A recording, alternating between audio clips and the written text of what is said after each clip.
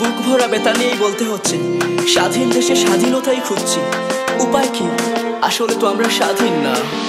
আমি স্বাধীন দেশে স্বাধীনতাই খুঁজছি, অধিকার চেয়ে দেশ রক্ষীদের গুলি খেয়ে মরছি। আমার কথার নেই তো দাম, মানববন্ধনে বদনাম। মন মানে না আপন ভূমি ছাইরা পালাইতাম।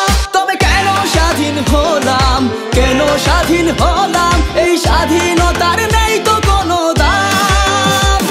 তবে কেন স্বাধীন হলাম, কেন স্বাধীন হলাম? এই স্বাধীনতার নেই তো কোনো দাম। গণতান্ত্রিক দেশে গণতন্ত্র খুঁজছি, ভোটার হয়ে ভোটাধিকার কবে পেয়েছি?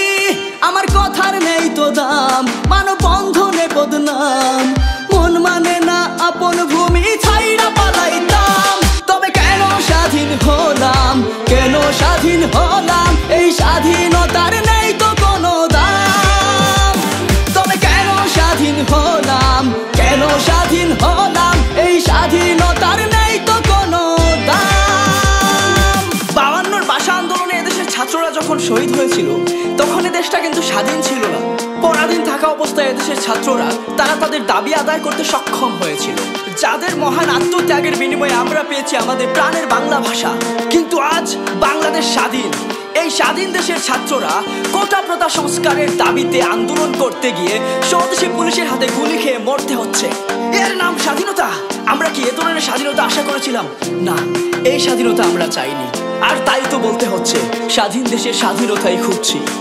বিবেকবানেরা দুঃসময়ে চুপ, উচিত বললে কারা এসে পাল্টে দেবে রূপ। কারো কথার নেই তো দাম, মানববন্ধনে বদনাম।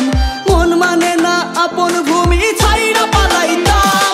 তবে কেন স্বাধীন হলাম, কেন স্বাধীন হলাম? এই স্বাধীনতার নেই তো কোনো দাম।